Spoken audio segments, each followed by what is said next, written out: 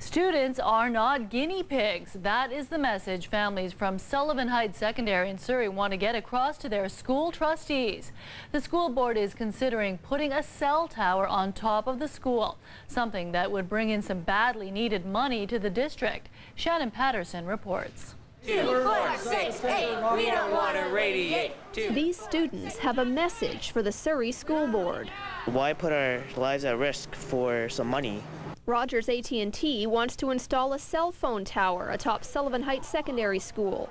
The students and their parents want nothing to do with it. They never consulted parents. They signed the contract before we even knew about it. They all have inconclusive evidence, so there's still potential that they could damage our health. Even if it is inconclusive, I don't want somebody to come up here, put a cell tower, and say it could be okay, but then again, it could not be okay.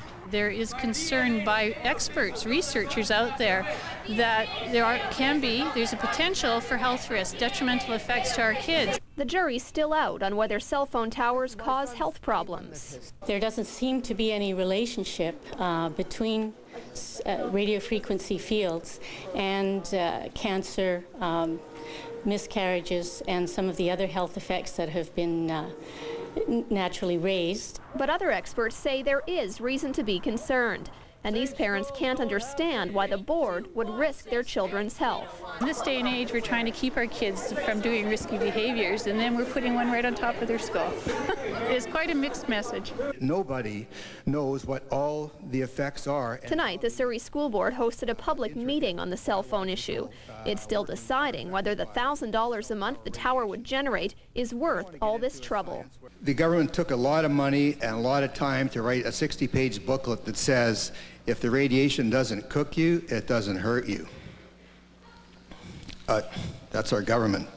The hotly debated issue was front and center at this public information meeting.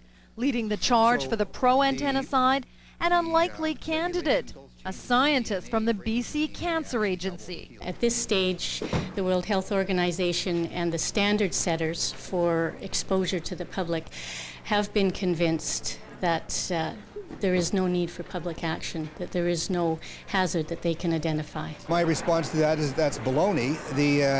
The International Agency for Research on Cancer, which is a subset of the World Health Organization, classes electromagnetic fields as a 2B carcinogen in the same category as DDT and welding fumes. I don't think that's really safe.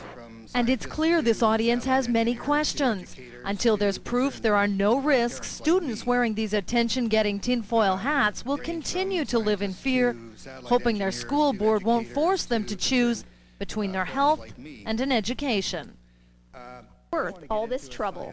I think most PACs would welcome that kind of money because they have to work very hard to raise funds in schools. The board will make a decision at a meeting next month, and these parents and students vow to be there. Shannon Patterson, CTV News.